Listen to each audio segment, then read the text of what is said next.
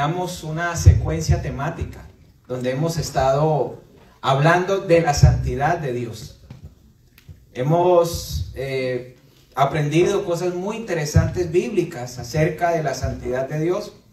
Hoy le iba a poner un subtítulo al título del tema. El título del tema era la santidad de Dios y hoy le iba a poner un sermón impopular.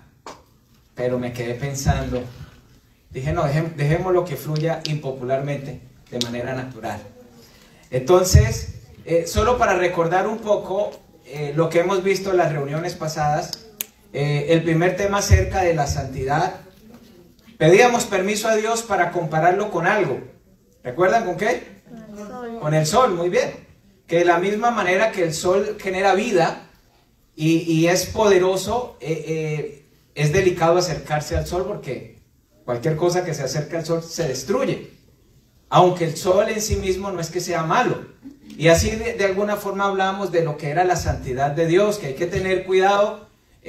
Por eso el apóstol Juan tuvo miedo cuando vio al Señor ya transformado, ya glorificado. Ya no era su amigo el que había conocido en vida, sino ya el Señor con su cuerpo en su gloria esplendorosa, y él tuvo miedo porque ya es directamente estar en la presencia al descubierta del Señor.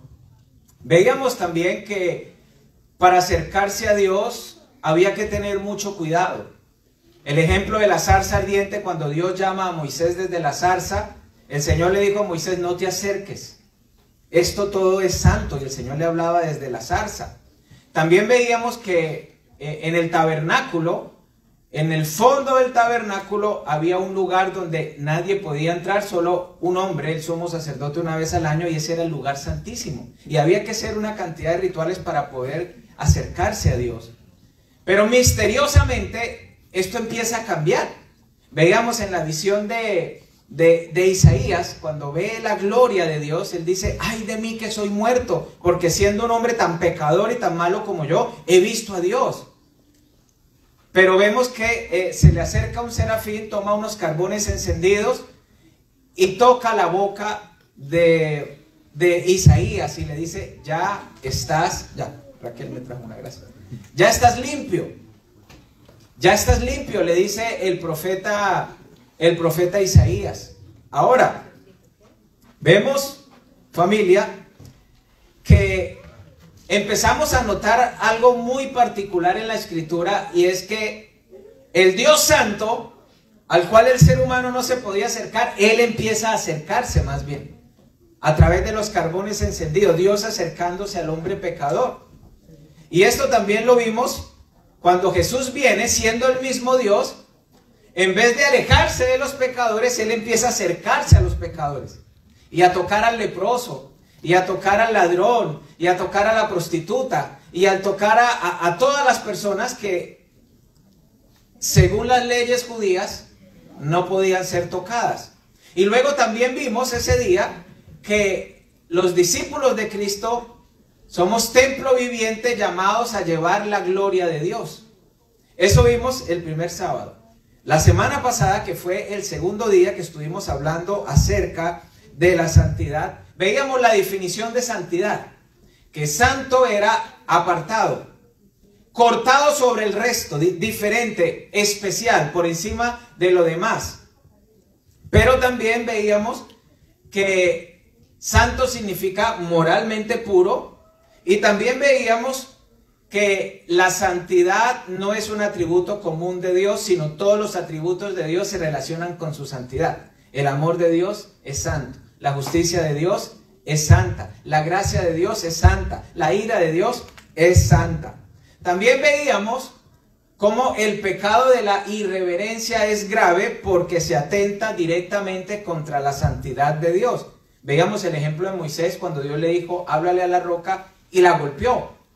Y eso fue delante de Dios muy mal visto. También vimos a aquel hombre llamado Usa, que cuando estaban trasladando el arca del pacto, y en el arca estaba la gloria de Dios, cuando el arca, los bueyes que llevaban el arca tropezaron y el arca se desestabilizó, Usa lo tocó y el Señor reprendió a Usa y murió porque tocó el arca, y en el arca estaba la gloria de Dios. Pero también vimos la santidad de Dios a plenitud en Jesús, en las manifestaciones sobrenaturales que hubo en el momento de la muerte de Jesús, que hubo oscuridad, que hubo terremoto, que las piedras se partieron y empezaron casi como si estuvieran hablando las piedras, que hubo resurrecciones, que el soldado reconoció la santidad de Jesús. Verdaderamente este hombre es justo, y todo lo que pasó nos mostraban que Jesús era el mismo Dios Santo. Y hoy vamos a terminar esta secuencia temática de la santidad de Dios. Y vamos a ver la santidad de Dios en la iglesia y en la familia. Vamos a Hechos capítulo 4. También el primer día, fue el primer día, hoy es el segundo sábado de mayo. Sí. El primer día de santidad de esta secuencia temática, hablábamos del pecado de la irreverencia en la Santa Cena. ¿Sí recuerdan? Que en la iglesia primitiva habían varios creyentes que en el momento de compartir la Santa Cena había mucho desorden. Unos querían empezar a comer antes de que llegaran los demás. Unos el jugo de uva fermentado ya querían tomarse lo demás y embriagarse, y eso fue un pecado contra la santidad de Dios. Vamos a Hechos capítulo 4 del verso 34 al 37. Así que no había entre ellos ningún necesitado, entre los cristianos de la primera iglesia, la iglesia primitiva. Y aquí dice por qué no había necesitados. Porque todos los que poseían heredades o casas las vendían y traían el precio de lo vendido. Es decir, en la primera iglesia había un fondo común para toda la iglesia. Y todo lo que se vendía, o toda la ganancia del uno, era la ganancia de toda la iglesia. Y dice la Biblia, y lo ponían en el verso 35 a los pies de los apóstoles, y se repartía a cada uno según su necesidad. Versículo 36, aquí nos da el testimonio de un buen hombre llamado José, como todos los Josés. Los envidiosos se ríen. A quienes los apóstoles pusieron por sobrenombre Bernabé. Bueno, para los envidiosos no voy a hablar de José, voy a hablar de Bernabé mejor. Pero es lo mismo. Bernabé significa hijo de consolación. Era un levita originario de Chipre. Como tenía una heredad, la vendió y trajo el precio y lo puso a los pies de los apóstoles. Entonces, había una linda costumbre. Había una linda costumbre, y era la de que todo fuera en común para todos los creyentes. Y también nos habla del testimonio del buen Bernabé. Bernabé vendió una propiedad y la puso, dice la Biblia, a los pies de los apóstoles, para que los apóstoles no se quedaran con las posesiones de la iglesia. No, para nada. Ni es bíblico, y más bien es satánico y diabólico. Que un pastor haga que la gente le done sus propiedades, eso es satánico, es diabólico. Era para toda la iglesia, para el sostenimiento de todos los miembros de la iglesia. Entonces, ¿quiénes eran los que administraban? Los apóstoles. Había esa confianza en la administración apostólica, y los apóstoles eran los que administraban el fondo común para toda la iglesia. Y hasta aquí todo suena pues hasta atractivo, ¿no? De pronto, de los que estamos aquí, los que no tenemos casa propia, de pronto diríamos, pero chévere, ¿cierto? Que lo hiciéramos. Y de pronto el que tiene casa propia pudiera decir, no, a mí no me gusta eso ya pasó de moda, ¿no? Pero tranquilo, no es que vamos a copiar este formato de fondo común que había en la iglesia primitiva. En el capítulo 5, que es lo que viene a continuación, pasa una historia bastante particular y bastante extraña. Dice que había una pareja de esposos cuyos nombres eran Ananías y Zafira. Eran una pareja de esposos que vendieron lo que tenían, fueron a la iglesia y quisieron quedar bien, igual que Bernabé. Entonces dijeron, aquí está todo lo que nosotros recogimos con el dinero de la propiedad que vendimos. y se quedaron con una parte y entregaron otra parte. ¿Y qué pasó? Ellos fueron confrontados con su mentira y al ser confrontados con su pecado, ellos murieron. El apóstol Pedro les dice, no era lo voy a parafrasear, no era obligatorio que ustedes trajeran una parte de lo que vendieron. Esto era voluntario, pero ustedes mintieron diciendo que aquí estaba el dinero de toda para quedar bien ante todos. Y ellos murieron.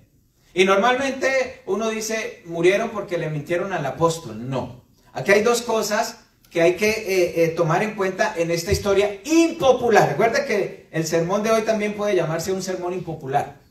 Esta es una historia bastante impopular. Esta no es una historia que sea bonita, como que uno diga, uy, Dios me tocó con esa historia. No, más bien tratamos como de esquivar lo que de pronto nos pudiera corresponder al respecto, con lo que tiene que ver con la mentira, ¿no? Mentirle a Dios, mentirle al Espíritu Santo fue algo delicado, pero también había otra cosa delicada.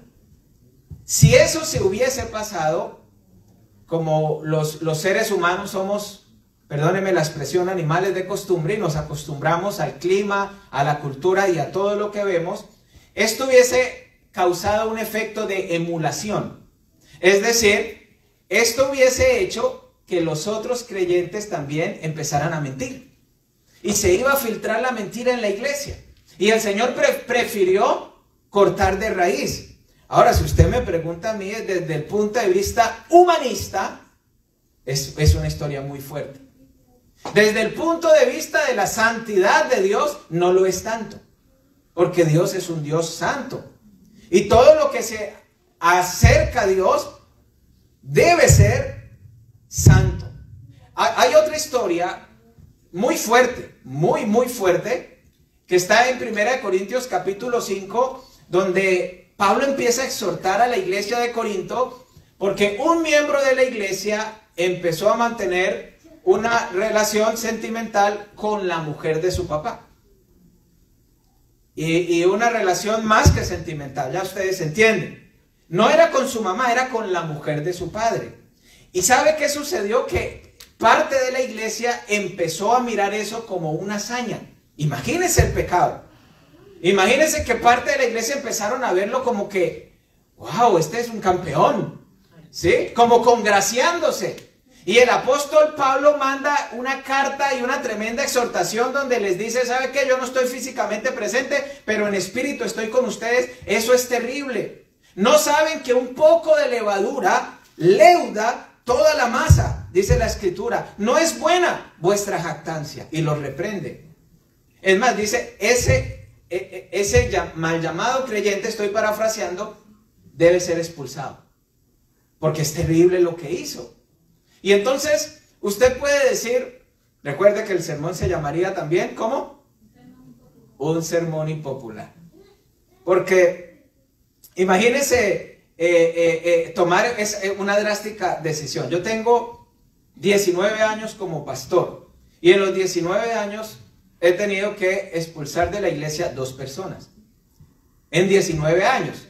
Es decir, que no me caracterizo por ser alguien que le diga a alguien que no vuelva, porque 2 personas en 19 años, pero fue algo tipo Corintios 5, que tocó poner en orden, porque ya iba a dañar la iglesia del Señor, y tocó hacerlo. Ahora, Lucas, que es el autor del libro de los Hechos donde estamos leyendo, nos dice algo particular. Miremos el verso 11, posteriormente el 13. Lucas dice en el 11: y vino gran temor sobre toda la iglesia y sobre todos los que oyeron estas cosas. El 13: de los demás ninguno se atrevía a juntarse con ellos, mas el pueblo los alababa grandemente. ¿Qué sucedió cuando todos supieron que Ananías y Zafira murieron por mentirle a Dios? ¿Qué sucedió? Dentro de la iglesia cristiana hubo ese temor reverente hacia Dios y ese como que mejor separémonos de las costumbres del mundo. Y los que no eran creyentes, pues se asustaron y dijeron, wow, Terrible lo que está pasando en ese grupo de cristianos. Alguien dijo una mentira y murió. Eso fue lo que causó. Eso lo acabamos de leer en el verso 11 y en el verso 13. ¿Saben qué? El temor a Dios es la respuesta del ser humano a la santidad de Dios. Hay un temor que está relacionado con miedo. Este no es el temor, no es el temor que la Biblia nos habla que le tengamos a Dios. No es el temor de miedo, es temor de respeto, es temor de reverencia. Ese es el temor que nos habla la Biblia con respecto a Dios. Y aquí vemos, entonces, familia, cómo la santidad de Dios aún en la iglesia tiene relevancia. Ahora, cuando hablamos de la santidad de Dios, esto no es una doctrina para nosotros como probar a ver si nos gusta o no. No, la santidad de Dios debiera gobernar y dirigir la vida. La doctrina de la santidad de Dios debiera de gobernar y dirigir la vida de todo creyente. Y hoy vamos a ver varios puntos bastante impopulares que tienen que ver con la santidad de Dios en la iglesia y en la familia. Por ejemplo, vamos a ver qué nos dice la santidad de Dios acerca de lo que es la aceptación. Nosotros somos dados a humanizar mucho la iglesia. ¿Qué es humanizar la iglesia? ¿Qué es meter el humanismo en la iglesia? Que la prelación es que el hombre se sienta bien y se sienta cómodo. Eso es humanizar la iglesia. Y hay lugares cristianos donde los sermones no son tan impopulares como este, sino son mensajes muy humanistas. Mensajes para que usted se sienta bien y usted sienta que es un vencedor y usted levante sus manos y diga voy a hacer mi propio negocio, mi propia empresa. Nada puede conmigo, nadie me puede tener y estoy excelentemente bien, gracias a Dios, y voy a salir de este lugar a comerme el mundo. Hay sermones así, yo los he oído, yo los he escuchado. Pero también hay sermones impopulares, pero que son bíblicos. Y tienen que ver más profundamente con la esencia de Dios, como lo que estamos hablando hoy. Entonces, nosotros, o algunos creyentes, en algún tiempo hemos tenido la falsa idea de que Dios nos acepta tal y como somos. Y así nos podemos acercar a Dios tal y como somos. Esto no es un concepto bíblico. Esto no lo dice la Biblia. Dios no nos acepta tal y como somos, sin importar nuestras actitudes y nuestros pecados. Porque si eso fuera cierto, ¿por qué en Hechos capítulo 5 murió Ananías y Zafira? Si Dios nos acepta tal y como somos. ¿Por qué si Dios nos acepta tal y como somos, Dios no aceptó la ofrenda de Caín? Porque Dios sí mira el corazón. Dios sí mira nuestros pensamientos, Dios sí mira nuestras acciones, y el Dios santo no puede tener comunión con el hombre pecador. Es así, así lo dice la Escritura. O si no, porque en Oseas capítulo 1, Dios, por el pecado del pueblo de Israel, Dios le dice al pueblo de Israel, ustedes ya no son mi pueblo, por su mala conducta, por las malas acciones del pueblo israelita. Por eso Dios en Oseas capítulo 1 les dice que ya no son su pueblo. Entonces, los cristianos no somos aceptados incondicionalmente, sin importar nuestras actitudes y nuestros pecados y nuestras acciones. No, esto no es bíblico. Ahora, Efesios capítulo 1 versículo 6 es la gran esperanza para el creyente pecador. Dice que para la alabanza y gloria de su nombre, Él nos hizo aceptos en el amado. Esto es otra cosa. Dios nos acepta en Jesucristo. Claro que sí. A través de Jesucristo, el hombre pecador puede tener comunión con el Dios Santo. Pero escuche muy bien, porque quiero que esto quede grabado con tinta indeleble en las tablas de su corazón. La única oración que Dios escucha de un pecador es la del arrepentimiento. Y después de esa puede escuchar cualquier otra, conforme a la voluntad de Dios, naturalmente. La única oración que Dios escucha de un pecador es la del arrepentimiento. Sin arrepentimiento no puede haber comunión con un Dios santo. Y el arrepentimiento es usado junto con la aceptación que tenemos por la obra de Cristo Jesús. Cristo Jesús hace su obra en la cruz. Tan sencillo como que usted se arrepiente de corazón y delante de Dios es como usted, si usted pide perdón y se arrepiente delante de Dios, es como si usted nunca lo hubiese hecho y queda limpio de su pecado. Naturalmente que hay consecuencias de cada mala acción que hay que asumirlas, aunque Dios nos perdone. Si una persona roba un banco y empieza la persecución policíaca y llega a un lugar y se esconde y cierra la puerta y está rodeado de policías y se arrodilla y dice: Señor, perdóname, me arrepiento de haber sacado este dinero. ¿Qué le dirá el Señor? Si se arrepintió de corazón, sí, tranquilo, yo te perdono. Para mí es como si no lo hubieses hecho, pero tiene que dar cuentas afuera. Usted no puede salir, yo ya me arreglé con Dios, aquí está el dinero. No, va para la cárcel. O sea, eso, uno enfrenta las consecuencias naturales del pecado, aunque tenga el perdón de Dios. Pero no hay perdón sin arrepentimiento. A veces, por esto del humanismo, en la iglesia cristiana, hoy día, pareciera que el perdón de Dios se da automáticamente y ni siquiera tenemos que arrepentirnos ni pedir perdón. Y como que Dios es amor y vivimos la doctrina del peace and love. Dios es amor, paz y amor hermano, paz y amor brother. O sea, cada uno, pues, aleluya, cada uno agarre la suya. Y algunos beba Genoveva, chupe Guadalupe y trasboque roque todos los fines de semana. Y como Dios es amor, yo puedo vivir mi vida así. No, esto está lejos de lo que es la santidad del Señor. El que confiesa y se aparta alcanza misericordia, claro que sí. Yo mismo no merezco estar aquí presidiendo este servicio, pero porque me he arrepentido y porque Dios perdonó mis pecados y porque me aparté del pecado, hoy estoy aquí. Si no, no pudiera estar aquí o no debiera estarlo. Pero todo ser humano tiene que vivir un proceso de arrepentimiento. La iglesia debe ser santa. Y esto significa que hay que sacar la levadura de nuestros corazones. Miremos Apocalipsis capítulo 3, versículo 14, 15 y 16.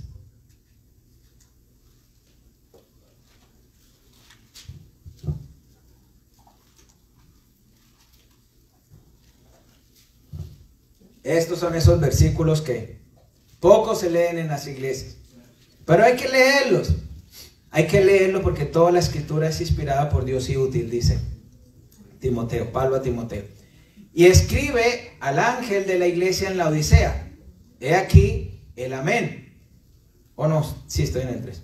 El testigo fiel y verdadero, el principio de la creación, dice esto: yo conozco tus obras, ni eres frío ni caliente. Ojalá fueses frío o caliente.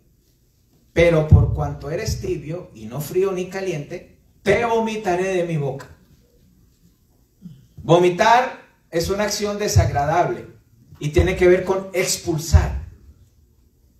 Expulsar. Entonces, ¿qué quiere decir la Biblia cuando uno es tibio?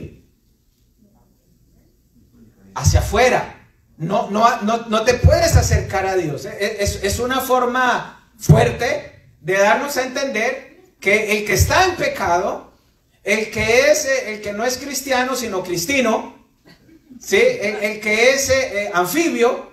Recuerde que los animales anfibios viven un ratico dentro del agua y otro ratico afuera. ¿Sabe cuál es el cristiano anfibio? Coquetea con la iglesia y coquetea con el mundo. Coquetea con la iglesia, raticos es mundano y raticos es cristiano. ¿Y eso qué es? Eso es ser tibio. Y el tibio, lo tibio, dice la escritura, es vomitivo.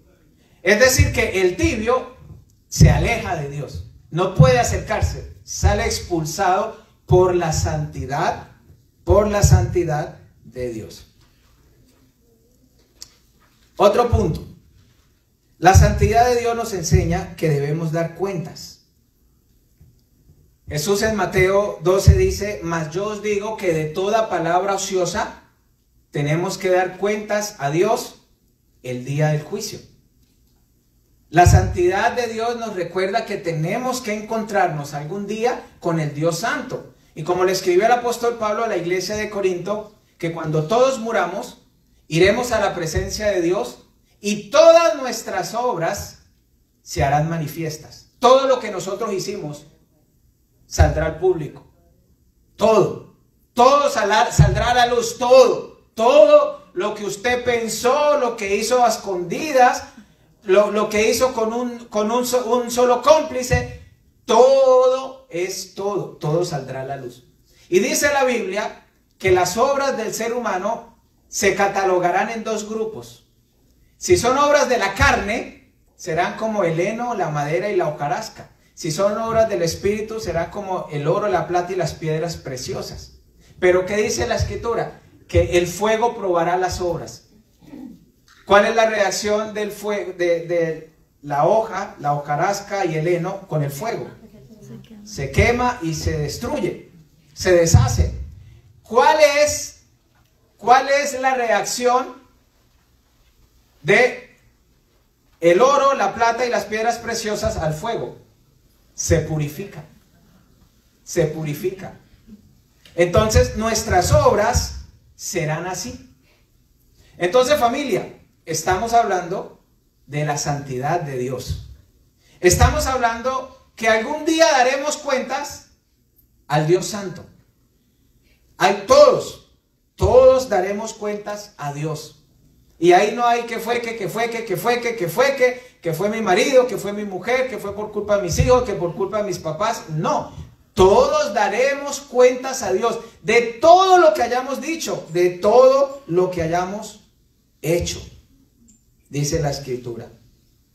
Romanos dice: de manera que cada uno de nosotros dará cuenta a Dios de sí. Primera de Pedro, quiero que vayamos todos a Primera de Pedro capítulo 4, desde el verso 3 hasta el 5.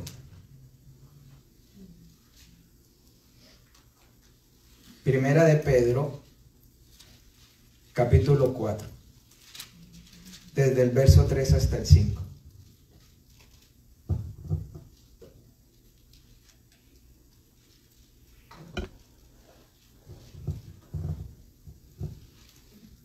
Baste ya el tiempo pasado para haber hecho lo que agrada a los gentiles.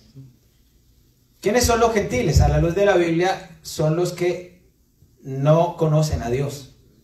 Entonces dice que ya pasó el tiempo de hacer lo que hacían los gentiles. ¿Qué hacían los gentiles? Andando en lascivias, con pensamientos impuros, concupiscencias, embriagueces, orgías, disipación y abominables idolatrías.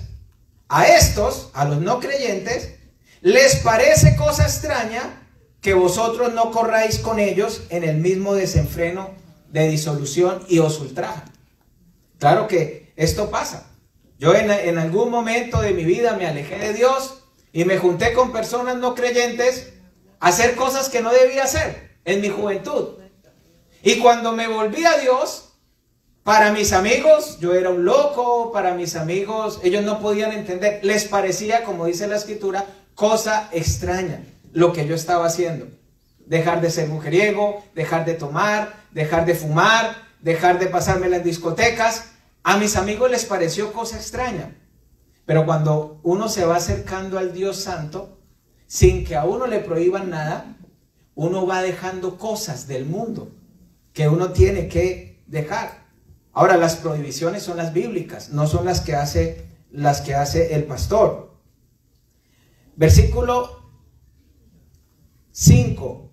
Pero ellos darán cuenta al que está preparado para juzgar a los vivos y a los muertos. Ellos, los no creyentes, también darán cuentas a Dios. Vamos a Hebreos capítulo 13, versículo 17. Está antecitos. Hebreos, antes de Santiago, Hebreos 13, 17.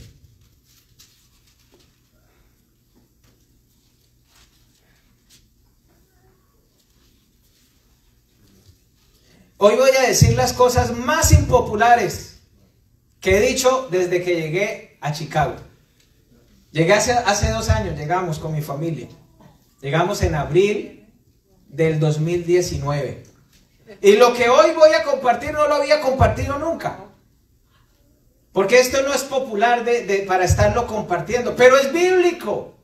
Y ahora que hemos estado hablando de lo que es un Dios santo, tenemos que aprender a vivir como ese Dios santo estipuló que debiéramos nosotros vivir. Miren lo que dice Hebreos capítulo 13, versículo 17. Obedecer a vuestros pastores y sujetaos a ellos, porque ellos velan por vuestras almas como quienes han de dar cuenta, para que lo hagan con alegría y no quejándose, porque esto no es provechoso. Créame que yo esto lo digo con temor y temblor, lo que voy a decir en este momento. Yo como pastor entregaré cuentas a Dios de lo que hice como pastor. La Biblia habla fuertemente acerca de los pastores que no amaron al pueblo, sino más bien vivieron por un beneficio del pueblo. La Biblia los condena y fuertemente habla la Biblia del pastor que no vendó a la oveja perniquebrada, del pastor que no curó a la oveja enferma, de los malos pastores. Claro que sí. La Biblia habla en contra, y todo pastor, todo ministro de Dios entregará cuentas a Dios de lo que hizo. Y las cuentas que Dios le pide a un pastor son más fuertes que las que les pide a un miembro común de la iglesia. Porque el que tiene la autoridad delante de Dios tiene la responsabilidad de dar cuentas y está llamado a dar el ejemplo. Yo estoy llamado a dar el ejemplo por encima de ustedes. Hay cosas que ustedes pueden hacer y yo no puedo hacer porque soy el pastor. Porque Dios me pedirá cuentas si yo las hago.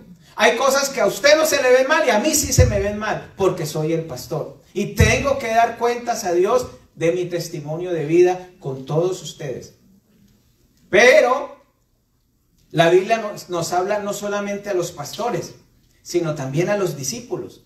¿Y qué le dice a los discípulos? Dice, obedecer a vuestros pastores y sujetados a ellos. ¿Qué tiene que ver eso? Toda la obediencia a los pastores debe ser siempre y cuando esté ligada al consejo bíblico. No es que el pastor le puede decir a usted, la Biblia dice obedezca al pastor, regáleme su carro, regáleme su casa. Ya había dicho que eso era satánico, que eso era diabólico. Esta obediencia tiene que ver con el consejo bíblico que da el pastor. Si usted está en una situación pecaminosa y el pastor con la palabra de Dios le dice, eso se llama pecado, venga y leamos, por favor apártese de ahí. Eso es lo que la Biblia dice, obedezca al pastor. A eso se refiere. Y entonces aquí hay 2 verbos en griego. Recuerde que el Nuevo Testamento fue escrito en griego. 2 verbos en griego que están en Hebreos 13. Uno es peistete, que significa dejarse persuadir. Dejarse persuadir al consejo bíblico. Esa es una responsabilidad del creyente. Y el creyente también le entregará cuentas a Dios por no dejarse persuadir con la Biblia, con el consejo bíblico. No de acuerdo a la conveniencia del pastor. No, vuelvo y digo, no es esto lo que quiere decir la Biblia. Pero de acuerdo al consejo bíblico, el discípulo está llamado a obedecer ese consejo que viene de parte de Dios. Y les hablé del segundo verbo en griego que se llama upeikete. Esta palabra upeikete está una sola vez en todo el Nuevo Testamento y es someterse en reconocimiento a la autoridad que el pastor ejerce de parte de Dios. Los pastores no son pastores porque yo no nací y se me ocurrió ser pastor. Todos los pastores tienen un llamado de Dios. Dios los llamó.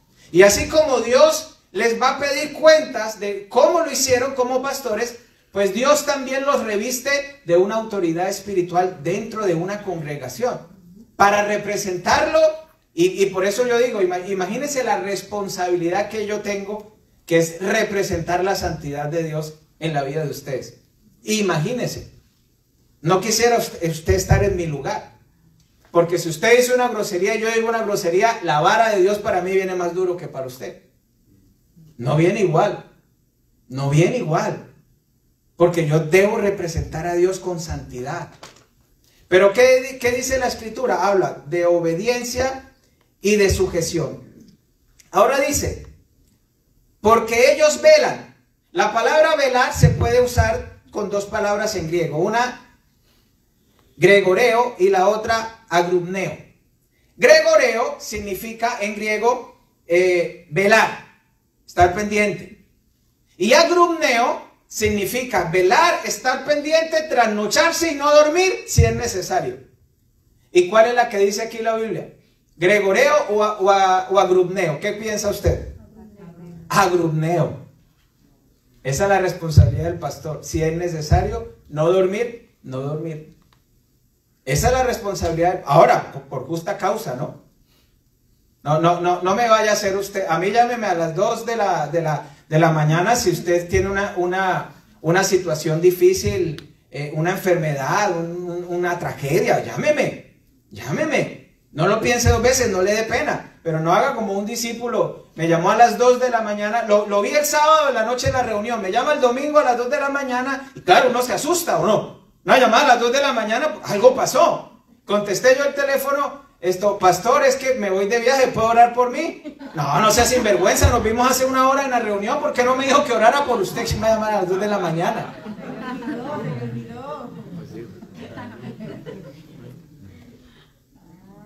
¿Sí oró o no? Evita el chisme. Gracias. Entonces, familia, claro, el pastor está llamado a trasnochar, sí. Porque la Biblia le dice al pastor agrumneo, porque él agrumnea, porque él vela, cuida, se trasnocha si es necesario por la oveja. Imagínense mi responsabilidad delante del Señor. Pero ¿cuál es la responsabilidad de la oveja? Esto es compartido. La oveja debe seguir el consejo bíblico. La oveja debe respetar al pastor. Así como el pastor se debe entregar en servicio a la oveja debe aprender a respetar al pastor. A no hablar mal del pastor. A no estar haciendo contrapeso en todo la forma a ver, ¿qué diría? Contrapeso, digamos, en las actividades de la iglesia constantemente, sino más bien ser facilitador. ¿En qué ayudo? ¿Cómo me involucro? ¿Qué hago? Cuente conmigo. Puede que alguien haya llegado y diga, no, eso debe estar cerrado y no abierto, esas cortinas. Llegamos temprano con Leoris, eran Leoris. Las abrimos, las cerramos, pero no está mi esposa, que es la de estos detalles. Mi esposa las hubiera cerrado. Leoris dijo, eso se ve bonito. Yo dije, pero eso es un distractor, Leoris. No, mira, ese es el lago, eso es espiritualidad, dijo Leoris. Pero puede que llegue y diga, pero eso es, ¿por qué no cerraron? Pues ¿por qué no llegó temprano a ayudar? ¿Sí? A eso me refiero, que el discípulo debe ser un facilitador también de las actividades de la iglesia. Cuente conmigo. Porque algunos viven la filosofía de animémonos y vayan. No, animémonos y vayamos. Animémonos y vamos. Entonces, volviendo acá, dice algo lindo, viene algo lindo. Dice, porque ellos velan por vuestras almas como quienes han de dar cuenta.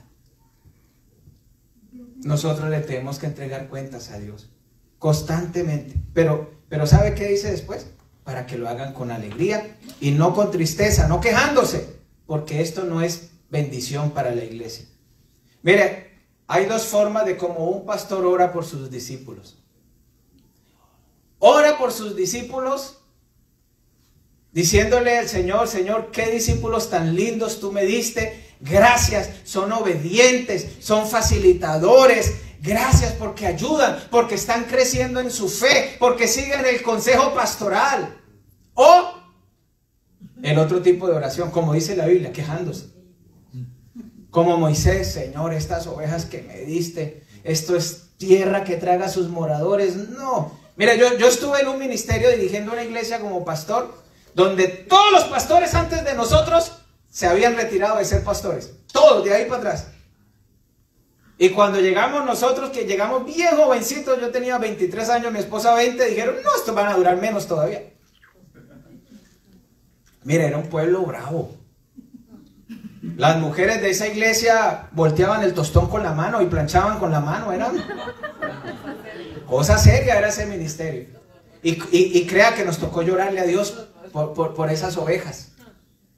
Pero cuando un pastor llora delante de Dios porque las ovejas no escuchan el consejo de Dios, porque el consejo del pastor tiene que ser el consejo de Dios. Cuando un pastor llora porque las ovejas no escuchan el consejo de Dios, dice la Biblia, esto no es bendición, esto no es provechoso. El gran maestro aparta el avivamiento de la iglesia. Y entonces la iglesia se empieza a volver infructuosa y pareciera que se enviaron a las nubes para que justo no derramen agua en esa viña que está estéril. Porque así lo ve el Señor. Entonces, dice la Escritura, los pastores dan de dar cuenta para que no lo hagan con tristeza. ¿Cuál es la tristeza de un pastor? Que la oveja no sigue el consejo de Dios. Esa es la peor tristeza de un pastor. Ahora, mire, por muy fuerte que sea la constitución psicofísica y espiritual de un pastor, el pastor termina desgastado, en depresión, desanimado, porque es un ser humano. Aquí hay fama de que los pastores que llegan aquí los operan de la vesícula. Pastor anterior, varias cirugías que le hicieron, ¿no? Yo llevo una. Espero quedarme ahí. Todo depende de ustedes. La santidad de Dios también tiene que ver con la forma en que nosotros nos vemos a nosotros mismos. Recuerde que este es un sermón, ¿cómo? Impopular. Hoy no le voy a hablar algo para que usted suba su autoestima. No. Todo lo contrario.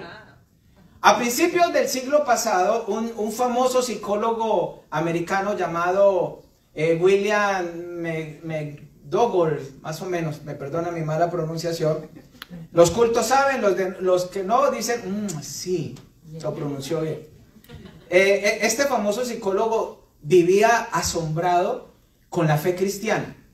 Y él decía, no veo una corriente en el mundo que produzca lo que la fe cristiana produce. Sentimientos de prodigio, de temor, de gratitud y a su vez una autoestima negativa. Así lo veía el psicólogo a la fe cristiana. ¿Sabe por qué? Porque los cristianos de hace un siglo, de principios del siglo pasado, del siglo XX eran cristianos que decían, soy un pecador arrepentido. Sin Dios no soy nada. Menos mal Dios me rescató. Y ese era el cristianismo de hace un siglo. Como Isaías en el capítulo 6. ¡Ay de mí que soy muerto! Porque siendo un hombre tan pecador como yo, he estado directamente en la presencia de Dios. Era un cristianismo con mucha reverencia. La reverencia en el cristianismo se ha ido perdiendo al pasar los años. Y nos hemos vuelto humanistas. Humanistas en la iglesia. Para llamarle bueno, para que el ser humano no se sienta mal, a lo que la Biblia dice tajantemente es pecado, no es bueno. Y tenemos una orientación equivocada. Nosotros no debemos buscar a Dios para sentirnos bien nosotros. Eso es humanismo. Busque a Dios para que se sienta bien. Eso es un consejo cristiano humanista. Uno no busca a Dios para sentirse bien. Uno busca a Dios porque reconoce quién es Dios. No busco a Dios por lo que Él me puede hacer en mi vida. Busco a Dios por lo que Él es, digno de ser exaltado, digno de ser reverenciado. Por eso yo busco a Dios, no para yo sentirme bien y para estar contento. Ahora, esas son añadiduras. Uno busca a Dios y se siente bien. Uno busca a Dios y está contento. Uno busca a Dios y es feliz. Claro que sí, pero no, esa no es la motivación correcta para buscar a Dios. Siempre que un hombre experimenta la presencia de Dios, es confrontado con quién realmente es delante de Dios indigno. Mire, si al Señor Jesucristo alguien se le acercó y le dijo, maestro bueno, y el Señor le dijo, ¿por qué me llamas bueno? Bueno solamente es el Padre. ¿Qué queda para usted y para mí? Si Jesucristo renunció a ser llamado bueno, pero el humanismo dice que somos buenos. El hombre nace bueno y la sociedad lo corrompe. Eso dice parte de la filosofía o de la psicología. También hemos aprendido a reverenciar a Dios también en la adoración. En el Antiguo Testamento la adoración era más ritualista. En el Nuevo Testamento es más libre, pero siempre con respeto. Y muchas personas fueron reprendidas por su irreverencia a lo que es santo y a lo que es sagrado. Una vez, en el año 2006, un domingo en la noche, estábamos orando por liberación por una discípula. Y su padre estaba oprimido por el diablo, estaba endemoniado. Un día antes yo había ido a la casa de ellos, de esa pareja, y el papá vivía enfrente de la casa, en otra casa, y el papá salió y como sabía que yo era pastor, se paró en la calle y empezó a mirar hacia arriba y empezó a insultar a Dios, a decirle groserías a Dios directamente, porque sabía que yo era pastor. No creía en Dios y pues él lo hacía así. Al día siguiente yo fui a orar porque la hija de él, que sí era creyente, estaba oprimida. Y hubo un tiempo de liberación. Hubo un tiempo de liberación. Pasaron un par de horas, a las 4 de la mañana me llamó la discípula de la liberación. Y yo miro el teléfono y contesto y me dice, mi papá se está muriendo. Yo lo alcancé a ver, salió a la calle, cayó en el suelo, llegó la ambulancia y el señor se murió. Un día y medio después de que salió y se puso a insultar a Dios. Y eso fue algo de lo que le pasó a Usa. Hola. Eso fue algo de lo que le pasó a Usa, el que tocó el arca. Eso le pasó, casi que le pasa a Moisés. Moisés en una ocasión también casi pierde la vida. La adoración a Dios tiene que ser por respeto. La Biblia habla de algo que se llama el don de lenguas. En una ocasión había en un grupo de oración gente alabando, exaltando el nombre de Dios, y había una manifestación en lenguas espirituales. Alguien pasó y empezó a reírse y quedó sorda esa persona. Y son cosas reales. Son cosas reales. Ahora, no todo el que lo hace le pasa. Pregúnteme a mí por qué a unos que sí se burlan de Dios les ha pasado y a otros no. No lo sé. Yo no sé, yo no tengo una respuesta para eso. Pero sí he visto las consecuencias de irrespetar al Señor. Porque Dios es un Dios santo. Ahora vamos a ver lo más impopular de la noche. Llegamos al epicentro de la impopularidad del sermón de hoy. Vamos a Efesios capítulo 5. Versículo 22 en adelante. Efesios capítulo 5.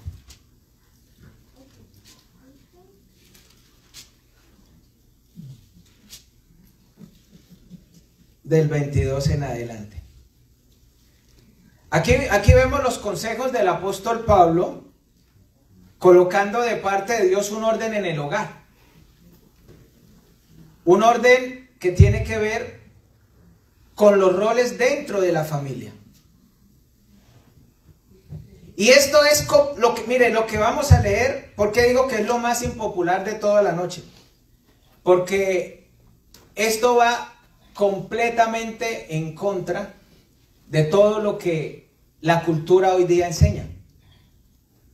Lo que el mundo dice hoy y la sociedad de hoy enseña es completamente contrario a lo que vamos a leer aquí a continuación. Dentro de los roles del hogar, a mí me llama la atención algo. El apóstol Pablo dedica 3 versículos a las esposas y 7 a los esposos. El apóstol Pedro, en primera de Pedro 3, dedica 6 a las esposas y 1 al esposo. Alguien dice, claro, Pedro sí era casado. Y por eso le dedicó 6 a la esposa y 1 al esposo.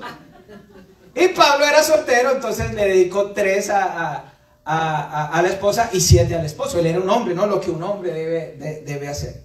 Pero vamos a leer. Vamos a leer inicialmente los 3 versículos del 22 al 24. Dice así: las casadas estén sujetas a sus propios maridos como al Señor, porque el marido es cabeza de la mujer, así como Cristo es cabeza de la iglesia, la cual es su cuerpo y Él es su Salvador. Así que como la iglesia está sujeta a Cristo, así también las casadas lo estén a sus maridos en todo. Bien antipopular esto, ¿no? Esto no es lo que el mundo dice.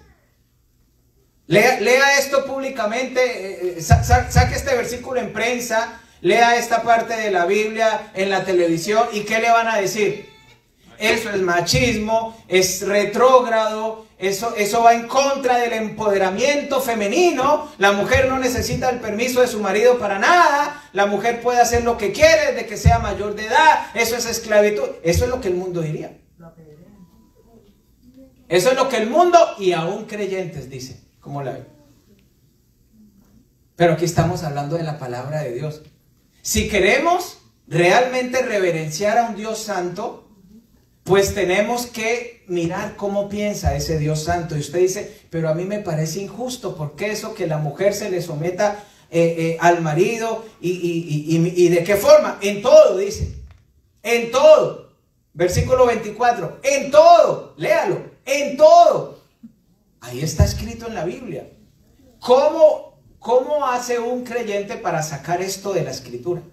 O ignorarlo. O decir, no estoy de acuerdo con esto. No está de acuerdo con la santidad de Dios. Porque el Dios santo es el que inspiró la escritura. Y aquí dice la Biblia, en todo. ¿Sabe cuál es la excepción? En las cosas que no agradan a Dios. Porque el sometimiento primero es a Dios. Cuando el esposo manda hacer algo en contra de un principio bíblico, ahí es la única que la Biblia dice, digamos que Dios avala para que la mujer diga no. Cuando va en contra de un principio bíblico. Pero aquí la Biblia dice en todo. Porque el marido es cabeza. Así lo determinó Dios desde el principio. ¿Quieres saber cuál fue el origen de las cosas? ¿Por qué Dios decidió esto? Vamos a Génesis 3. Coloque una cintica ahí. Viajemos en el tiempo y en el espacio. Y todas las mujeres a linchar a Eva. Porque fue por culpa de Eva. Génesis capítulo 3. Vamos todos a Génesis capítulo 3. Desde el verso 1 al 6 inicialmente. Pero la serpiente era astuta más que todos los animales del campo que Jehová Dios había hecho. La cual dijo a la mujer. Es lo que le dice. La serpiente era Satanás, ¿no? Con que Dios les ha dicho que no coman del árbol, del huerto. Y la mujer le dijo a la serpiente, del fruto de todos los árboles podemos comer, pero el árbol que está en medio del huerto, Dios dijo, no coman ni le toquen para que no muráis. Pero la serpiente le dijo a la mujer, no moriréis. Más bien sabe Dios que el día que comáis vuestros ojos serán abiertos y seréis como Dios, sabiendo el bien y el mal. Y la mujer vio que el árbol era bueno para comer, agradable a los ojos y codiciable para alcanzar la sabiduría, y tomó de su fruto y comió, y le dio también a su marido, y así también como comió ella. Aquí, este es el Génesis, el origen. Aquí es donde Dios establece los roles. La mujer es engañada, Eva, la primera mujer, la primera dama, es engañada, le da al marido, y luego Dios les llama a cuentas. Miremos los versículos 9 al 13. Jehová Dios llamó al hombre y le dijo, ¿dónde estás tú? Y el hombre dijo, oí tu voz en el huerto y tuve miedo, porque estaba desnudo y me escondí. Y Dios dijo, ¿quién te enseñó que estabas desnudo? ¿Has comido del árbol que te dije que no comieras? Y el hombre respondió, la mujer que me diste por compañera me dio el árbol y yo comí. ¿A quién le echó la culpa a Adán? A la mujer y a Dios. La mujer que tú me diste. En otras palabras, si usted no me la da, yo no peco. La culpa es suya, ¿para qué me la dio? Así somos. Así somos los varones. Así somos los varones. No asumimos responsabilidades y de todo lo malo que nos pasa, culpamos a la mujer. Se nos está cayendo, se está hundiendo el Titanic en la casa y culpamos a la mujer y somos incapaces de asumir una responsabilidad en el hogar. Y decir, yo no he santificado a Dios en mi familia. Somos incapaces. Así fue desde el principio. Y dice la Escritura. Y le dijo a la mujer, ¿qué has hecho? Y la mujer dijo, la serpiente me engañó y yo comí. Y vamos al versículo 16 al 19. Aquí vinieron las consecuencias. A la mujer le dijo, multiplicaré en gran manera los dolores en tus preñeces, con dolor darás a luz hijos, y tu deseo será para tu marido, y él se enseñoreará de ti. ¿Qué significa eso? Tu voluntad estará sujeta a la de tu esposo. Eso le dijo Dios a Eva.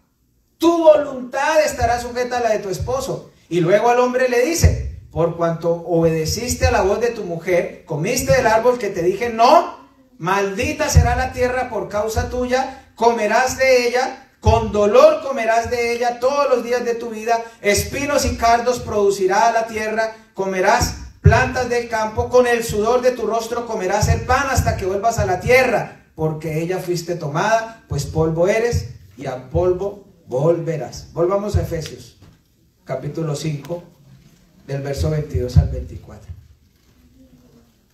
Dice la Escritura en el verso 23, Efesios 5, 23. Porque el marido es la cabeza de la mujer, así como Cristo es la cabeza de la iglesia. ¿Usted se imagina una iglesia que no se someta a Cristo? ¿Qué pasa con una iglesia que no se someta a Cristo? ¿Qué puede pasar si una iglesia no se somete a Cristo? Pues a la luz de este ejemplo bíblico es lo mismo una mujer que no se somete a su esposo. En 1 Corintios 11 dice que Dios en su sabiduría del hombre sacó a la mujer. Recuerde que fue de una costilla. Y mire lo que dice el 22. Como al Señor. Las casadas, por eso la soltera tiene que pensar dos veces con qué clase de esposo se va a casar. Las casadas estén sujetas a sus maridos como al Señor. No en el Señor, no, como al Señor. Imagínense lo que dice la Biblia. Que las casadas miren al esposo con el mismo respeto, como al Señor, dice la Escritura. Y este sometimiento, aunque es difícil, porque los seres son, y sobre todo los hombres, somos más imperfectos que las mujeres seguramente. Y eso hace que sea más difícil el sometimiento.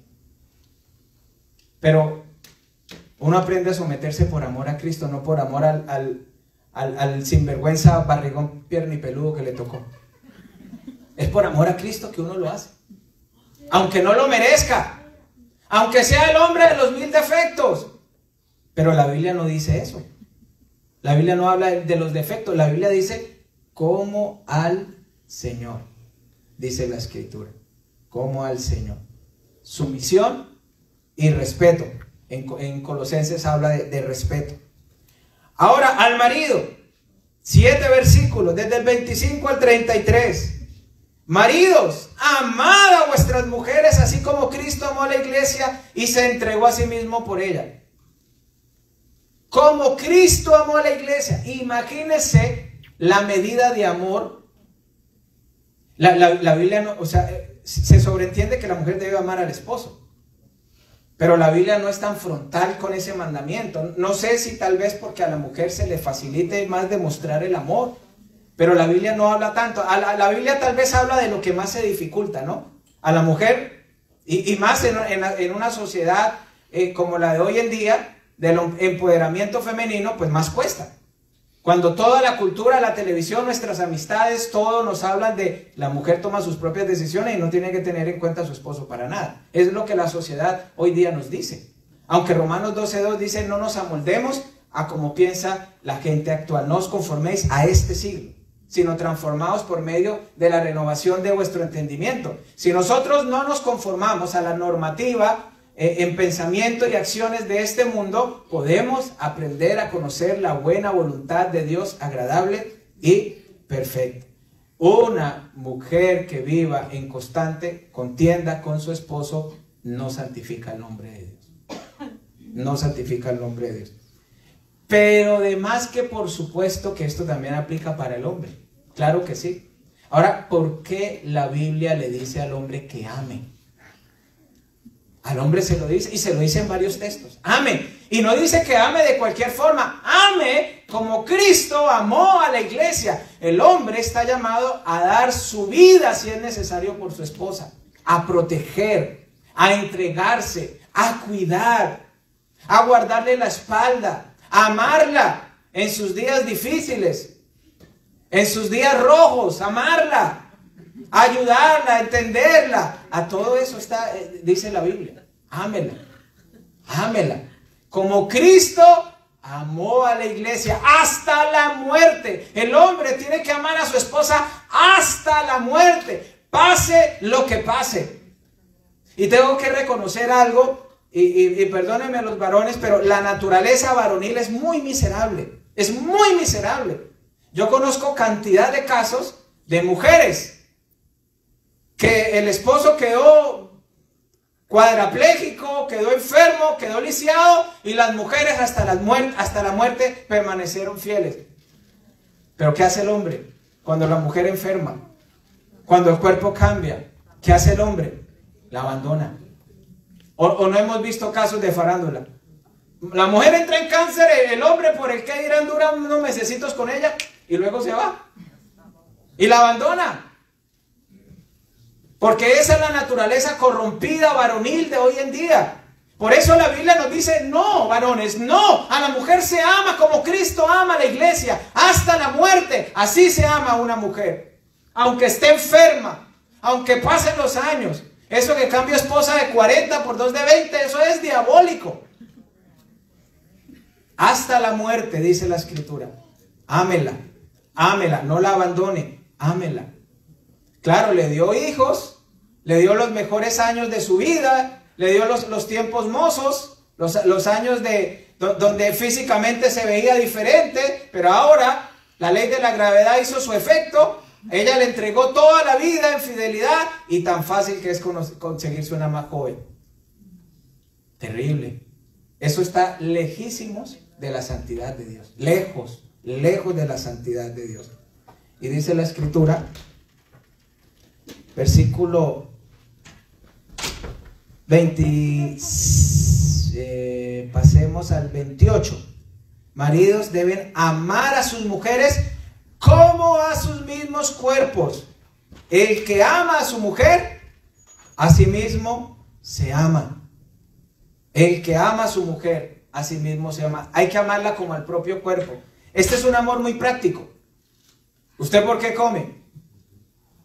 Porque usted ama su cuerpo. ¿Usted por qué duerme? Porque su cuerpo le pide que duerma.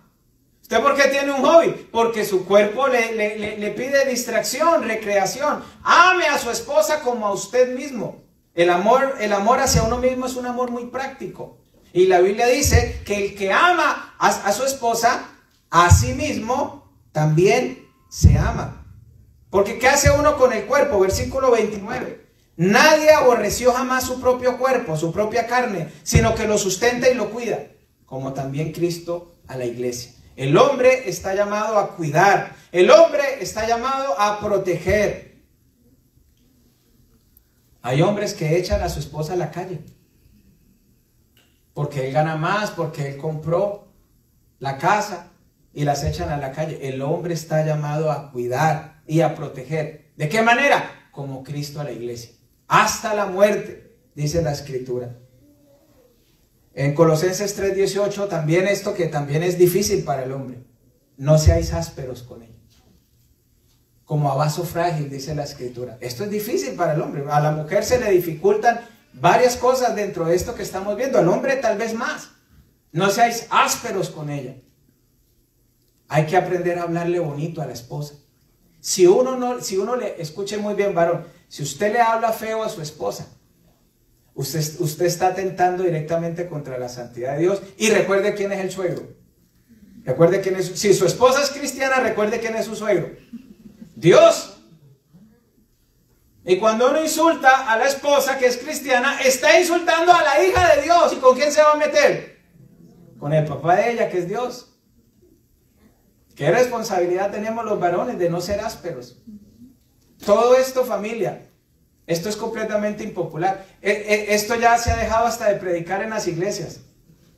En algún momento un creyente de mucho tiempo dijo, ese pasaje de Efesios 5 ya pasó de moda. Qué pena con Jesús, como dice mi hija Raquel Sofía. No pasa algo así que no le gusta en la casa, ella dice, qué pena con Jesús. Qué pena con Jesús. El versículo 32 resume. Versículo 32. Grande es este misterio, pero yo digo esto con respecto de Cristo y la iglesia. No, era el 33, perdón. Por lo demás, cada uno de vosotros ame a su mujer como a sí mismo. Este es el resumen. Ame. Ame con el amor de Cristo el varón. ¿Y a la mujer qué? A la mujer que no, las mujeres no quieren leer hoy. ¿A la mujer qué? Respete a su marido. No, eso balbucea. Es la más. Es la mascarilla. Oh, sorry. Que respete a su marido. Ahora, para los hijos también hay. Sigamos leyendo de corrido. Hijos, capítulo 6, verso 1. Obedeced al Señor a vuestros padres, porque esto es justo. Honra a tu padre y a tu madre, que es el primer mandamiento con promesa, para que te vaya bien y seas de larga vida sobre la tierra. En este pasaje hay un hecho, un modo, un motivo y un resultado. ¿Cuál es el hecho? El hecho es que los hijos deben aprender a obedecer a sus padres. Ese es el hecho. Ese es el hecho. Nunca he soportado y he tolerado que ninguno de mis dos hijos le falten el respeto a su mamá. Siempre les exijo honra y respeto a la mamá. Ese es el hecho. Que los hijos deben obedecer a los padres. ¿Cuál es el modo? En el Señor. En Colosenses, que habla un tema parecido a este, dice, porque esto agrada al Señor. Ese es el modo. En el Señor. ¿Cuál es el motivo? Porque esto es justo. ¿Qué es justo? Que los hijos obedezcan a sus padres. Es tan antinatural un hijo que se rebela contra sus padres, aunque es tan normal, pero es antinatural. El que lo vistió, el que lo cambió, el que lo llevó al médico cuando era un bebé, el que le dio la educación, el que lo amó, el que puso su vida por usted. En muchas ocasiones los padres no estudiaron y no se graduaron porque no podían, porque había que trabajar y había que llevar el pan, para que cuando los hijos van creciendo empiezan a irrespetar a los padres que los han amado y que han dado la vida. La Biblia dice claramente, familia, el que maldice a padre o a madre se le apagará la lámpara en oscuridad tenebrosa. Eso dice la Biblia. El que maldice a padre o a madre. ¿Qué es maldecir? Maldecir no es solamente decirte maldigo. Maldecir. O sea, el que le dice mal al papá, el que le dice mal a la mamá, ¿qué sucede? Se le apagará la lámpara en oscuridad tenebrosa. Un hijo que deshonra a sus padres está atentando directamente contra la santidad de Dios. Eso lo dice la Escritura. En Proverbios capítulo 1, versículo 8 dice, la madre enseña y el padre corrige, establece los roles. Las disciplinas las debiera poner el padre, y las enseñanzas de vida, la madre. Así dice la Escritura. Ahora, también en el versículo... ¿cuál es el resultado de la obediencia? Larga vida, larga y buena vida. Porque uno puede tener larga vida y vivir enfermo. ¿Para qué, cierto? ¿Para qué una larga vida estando enfermísimo? No. Para que te vaya bien primero. Buena vida. Y seas de larga vida. Buena vida y larga vida. ¿Fruto de qué? Dice, este es el primer mandamiento que tiene una promesa. Primer mandamiento del Decálogo. Luego el verso 4 también dice, el verso 4 va para los padres también. No provoquéis a ira a vuestros hijos. Ahora, esto no puede ser tergiversado. Yo no le voy a decir esto a mi hijo para que no se moleste, porque no lo debo provocar a ira. Entonces dejamos que ellos hagan lo que quieran. No.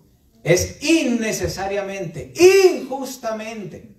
No provoquemos a ira a los hijos, dice la Biblia, sino más bien, en Colosenses dice, porque esto los desalienta.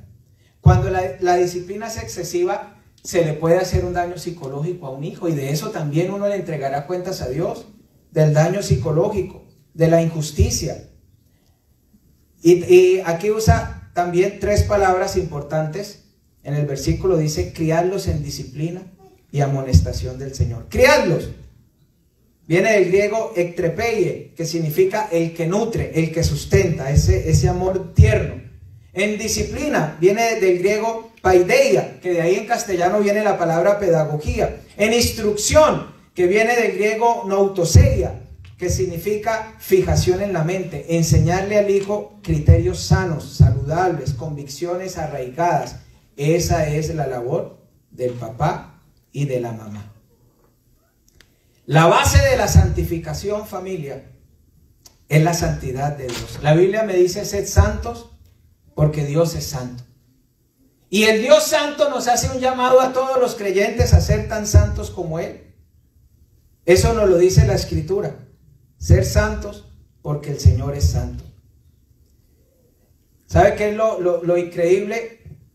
Que a pesar de la santidad del Padre, del Hijo y del Espíritu Santo, de todo lo que nosotros hemos venido aprendiendo, hay algo que me estremece el corazón, y es Jesucristo en el huerto de Getsemaní, cuando toma la decisión de ir a la cruz, en la decisión más importante no solo para Él, sino para toda la humanidad. Imagínense si Jesús no hubiese ido a la cruz, ¿qué sería de nuestras vidas? Sin tener vida eterna, sin tener perdón de pecados. Pero ¿saben? Dios tiene aversión hacia el pecado. Es decir, Dios repudia el pecado. Para Jesús, haber tomado la decisión de ir a la cruz y llevar el pecado de todas las generaciones y ser repudiado, o ser tan separado más bien del Padre en ese momento. Pero todo eso Jesús lo hizo por amor. Hoy podemos ser santos. ¿Sabe por qué? Porque Jesucristo comparte su santidad con nosotros. Pero ¿qué necesitamos? Necesitamos arrepentimiento. Necesitamos pedir perdón a Dios. Necesitamos apartarnos para poder nacer de nuevo. ¿Cuántos creyentes llevan años asistiendo a la iglesia y no han nacido de nuevo? Sin arrepentimiento no hay nuevo nacimiento, familia. Usted puede asistir una década completa a una iglesia sin ser cristiano y sin ser salvo, porque no se arrepintió nunca.